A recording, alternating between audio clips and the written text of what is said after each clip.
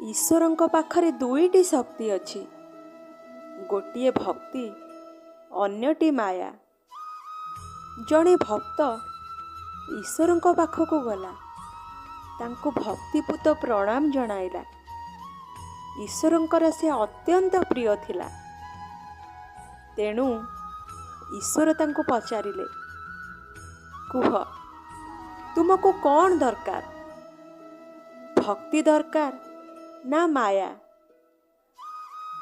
भक्त कुहे, हे प्रभु, दुईटी मध्यरे पार्थक्य कौन? ईश्वर कहती, देख, दुई जनक मध्यरे गोटिए ही पार्थक्य। जदि तुमे निजे नाचिबाकू चाहुच तेबे माया नहीं जाओ, परंतु जदि मोते नचैबाकू चाहुच तेबे भक्ति नहीं जाओ। कारण जीव जहा बसरे रुहे ताहार नाम माया, आउ ईश्वर जहा बसरे रुहंती ताहार नाम भक्ति।